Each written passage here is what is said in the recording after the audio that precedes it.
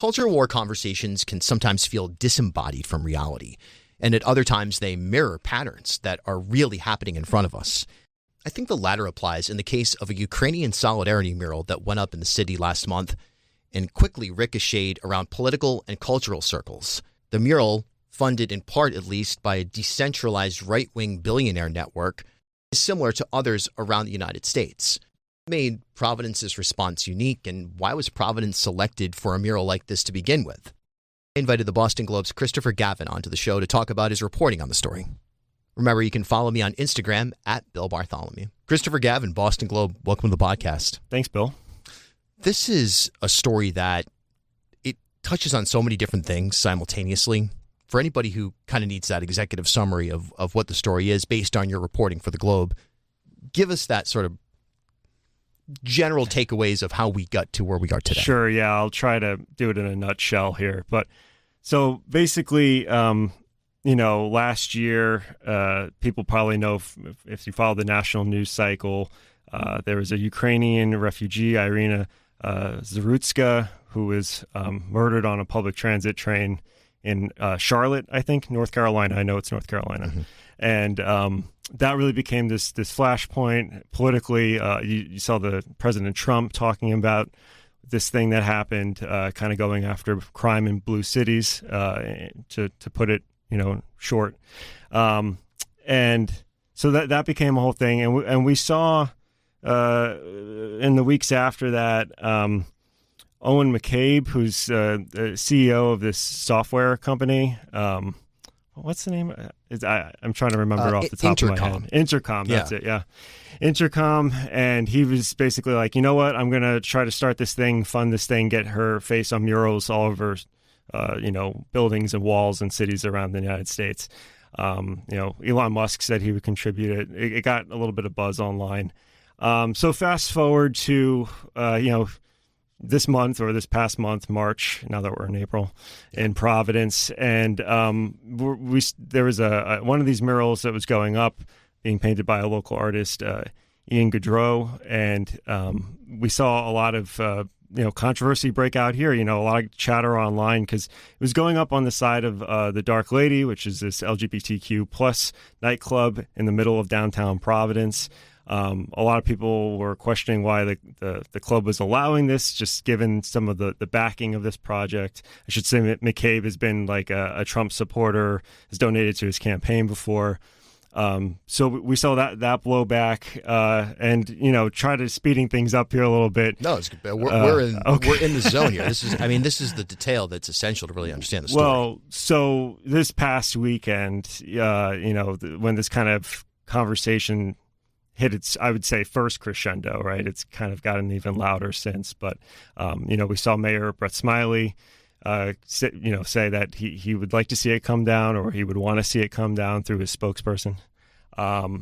And then by Monday, the artist had told me that it was going to be taken down. And I can kind of get into it from there. But now we're seeing kind of the ripple of this decision, now proliferating out through Twitter on a national level, and it's a lot of conservative voices coming in now in the last few days. Yeah, I want to touch on the hyper-local aspect of that, including now there's a petition to get the mural restored, and I actually spoke with the organizer of the petition, Anthony Delana, who's kind of a perennial Rhode Island Republican voice, runs for town council, works for a Patricia Morgan campaign, whatever it may be. The amount of support that's just been coming through is amazing. We're already past 2,000 signatures. I think it's like 2,200 at the moment. And we just got a new endorsement. Ian, the painter of the mural, has endorsed the mural and put his name on the petition as well. You get the sense that very much so, this is now an issue that is playing into culture wars at minimum, if not an outright representation of culture wars here on a local level, something that's kind of abstract, and all of a sudden forget about everything else. This is the ideology breakdown that really defines America right now. Right. Yeah, I think it's what's made this kind of unique is kind of the for lack of better phrasing, like conservative focus on Providence, which obviously is a very liberal blue city in liberal New England, right? Yeah. Yeah. I mean, it is what it is, right? Right. Let's take a step back on the origin of this. So what I find interesting about it is you've got people like Elon Musk involved in the funding of the project, and there's been opposition to these murals as they've popped up in places like in New York. There was criticism from residents that this was emblematic of, the great replacement theory, which is essentially the idea that whites are being replaced by other races here in the Western world, so to speak. That's one thing that there was an outcry on. But Providence is kind of an outlier. But what's important to understand is there's no centralized group. It's not like there is a central group that's saying, hey, we're putting up these murals. This is a very decentralized and well-funded effort. So how did Providence and Mr. Goudreau get involved in this to begin with? Well, the artist had told me he saw McCabe. It is a bit of a organized thing, right? Because McCabe has an online fundraiser for this. He was very out in front, being like, this is something I want to do, and has been posting updates the last couple of months as we've seen the murals go up in other parts of the country. So there is some organization there, as far as I can tell.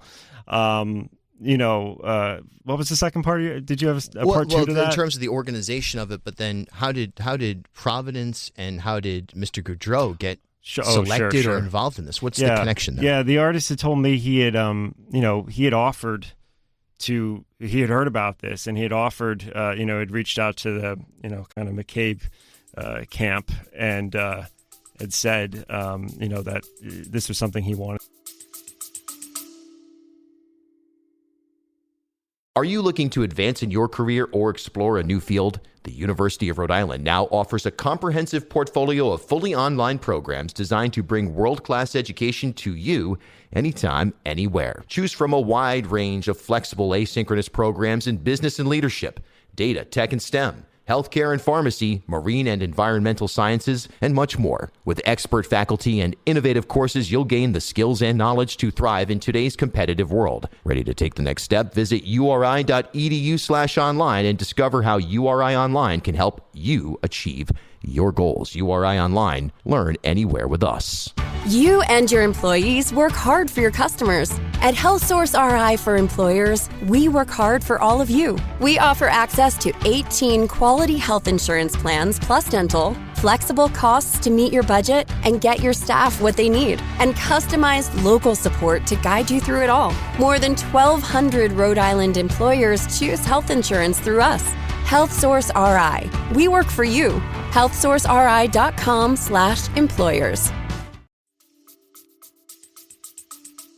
To do because he has told me he'd been very moved by the incident that happened last year, the murder that had happened. Yeah, and now he's signed the petition for the restoration of that mural. At least that's what the person who organized the petition, Mr. Delana, has claimed.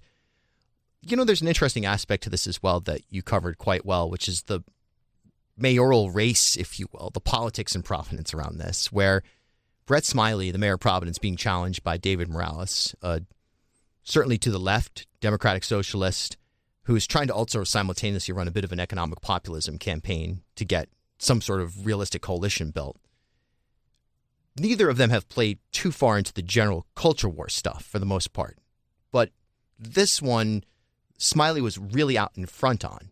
It wasn't long before we had an opinion from Brett Smiley. In fact, David Morales, his voice was, I think it was Channel 10 that interviewed him first, came after Smiley.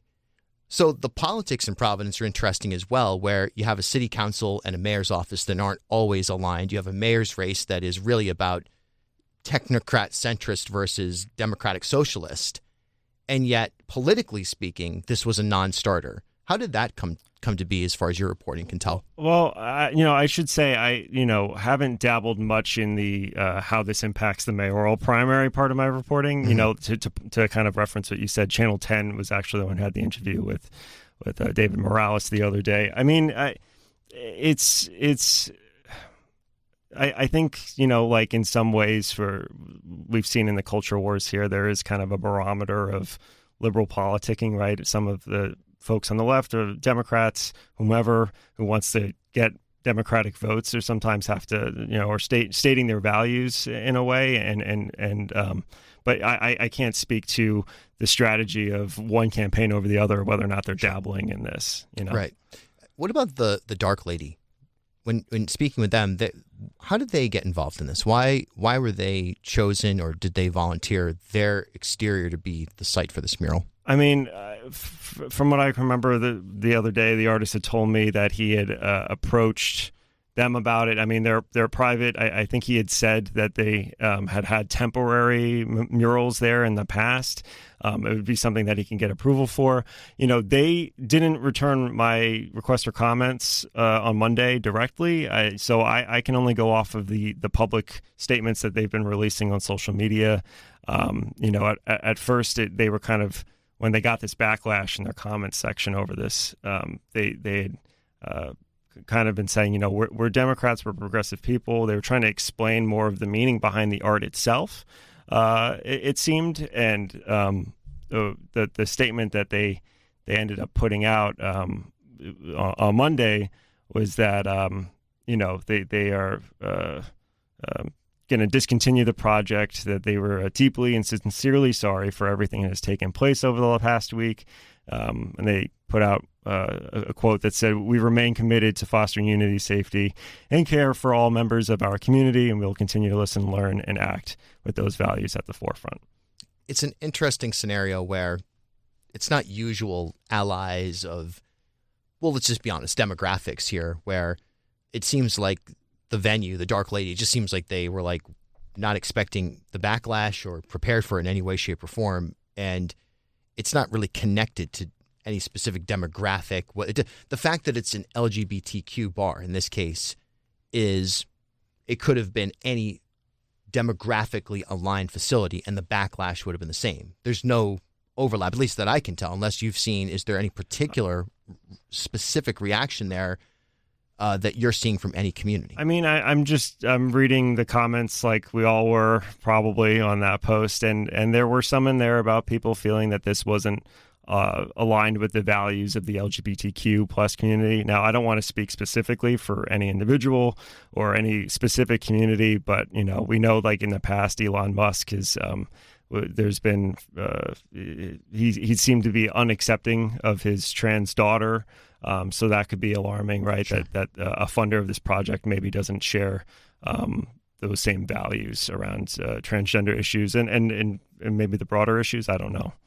No, that makes sense. That's definitely true. I think it would have the same psychological impact no matter if it was on an LGBTQ-oriented bar or right next door. I think it would. But you're right. Yeah, there is an extra layer there that makes sense that there would be backlash. Now, I should point out, too, obviously this is private property, right? So, the mayor came out and said, I would want this to be taken down, or I would like to see this being taken down. But, the city hall's mayor's office, rather, confirmed to me that there is no mechanism that the city could actually or could have used to force this thing to come down, or were they pursuing one, right? Right. Very interesting. Last thing, it reminds me a little bit of, obviously, big difference between, like you just said, private property and public property. But I'm reminded of the Columbus statue saga. We've seen this kind of stuff all over the country, but here in Providence, there was a Columbus statue in Elmwood that was the source of a lot of contention, a lot of acts of protest, paint splattered on it, so on and so forth. Eventually, then Mayor Elorza ordered it removed, and there was a kind of dramatic scene where they came with a truck and they lifted the statue off the pedestal, right, and off it went to live in a basement until Johnston Mayor Joe Policina Jr.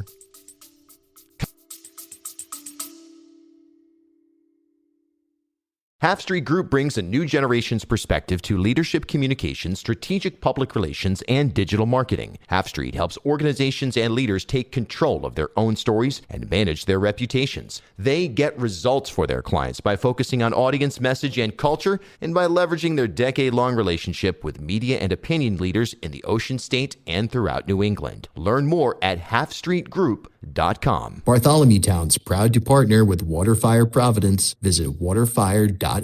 As Rhode Island's first ever member-owned credit union, Navigant Credit Union has been a staple in the local business community for more than 108 years. Today, Navigant is a $3.4 billion institution serving more than 136,000 members across 25 physical branch locations. But since its founding in 1915, the mission has never changed. Navigant Credit Union's team of financial professionals have remained committed to improving the financial well-being of the families, businesses, and communities they serve across Rhode Island. Learn more at navigantcu.org. Bartholomew Town's proud to partner with Newport Film. Visit newportfilm.com. I think self-described MAGA Democrat announced that he was going to bring that statue to Johnston, and they installed it there.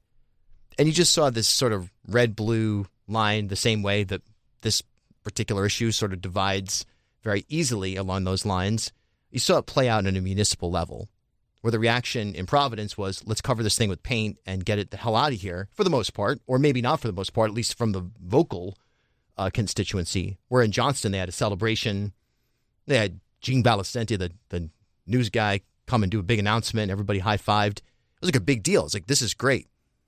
Does that set up an opportunity for a Joe Policino Jr. or a Charlie Lombardi or whoever to step in and say, hey, we'll take the mural? I mean, I think, you mentioned that change.org petition earlier. I think that's part of, I could be wrong. I was just looking at it earlier today. I think part of the petition is maybe we can, move this somewhere else. The artist had told me when we spoke on Monday that he'd be looking for a new home for it. So in theory, yeah, I don't know if that means it goes to Johnston, but, if there's another private property, maybe in Providence even, that could accumulate it, we could see this play out again, but that remains to be seen. Yeah, it could be something that goes on, and there could be others as well. There could be others just like it. And I think there's an important conversation as well around First Amendment and public art installations and who gets to decide what goes up on a wall. And traditionally, that's been juried by in arts, culture, tourism, or the curators downstream. Maybe it's the Avenue concept here in Rhode Island. Who gets to make that decision, though, of what's acceptable public art, if not a private business on their own property? I think it sets up a precedent that could be, I don't know if it's dangerous, but it's tricky. Yeah, we'll have to watch for that, see what happens. Christopher Gavin, the Boston Globe. Make sure you subscribe to the Boston Globe, Rhode Island. They're an invaluable resource in our community. Thank you very much. You can find us at bostonglobe.com/RI.